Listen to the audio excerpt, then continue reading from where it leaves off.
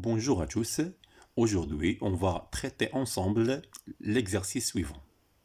Alors, complétez le tableau, sachant que l'intensité de pesanteur G égale à 10 newtons par kilogramme. Alors, nous avons nos tableaux. Donc, la première partie contient la masse et le poids. Alors, il y a une relation entre le poids et la masse. Alors, la relation est la suivante.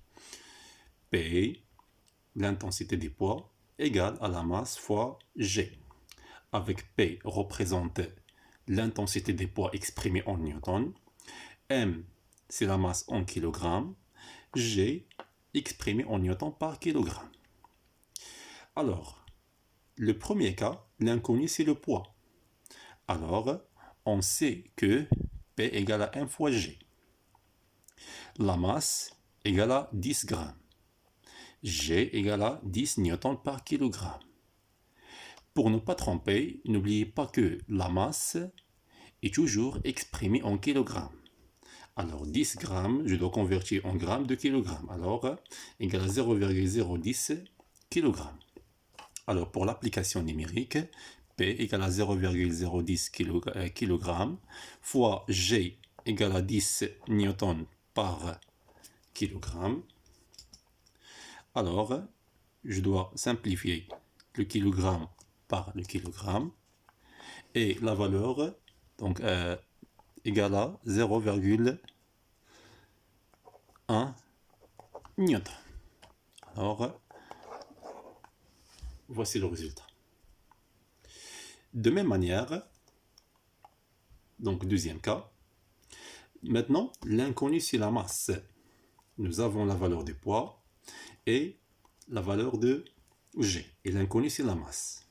Il y a une méthode qui est très simple, c'est la méthode du triangle, nous avons déjà traité. Alors, ici on écrit le P. En bas, M. Qu'est-ce qu'il reste? Très bien. G. Si par exemple, je veux calculer le poids, alors je cache la grandeur physique, alors P égale à 1 fois G. Donc dans notre cas, on va mesurer, on veut calculer la masse. Alors la masse, je cache la masse, alors la masse égale à combien? C'est le poids divisé par G. Toujours, on sait que P égale à M fois G. Alors, M égale à P sur G.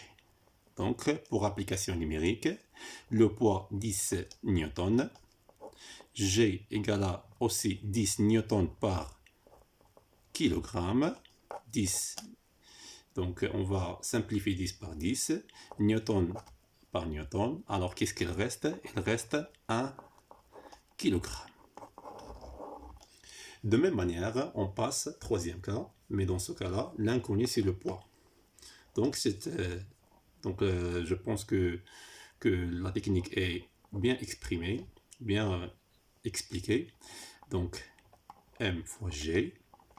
Donc, la masse est 5,5 kg, donc toujours en kilogramme, fois 10 newtons par kilogramme.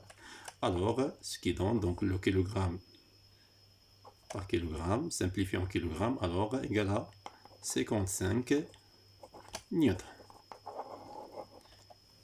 Alors, merci pour votre attention.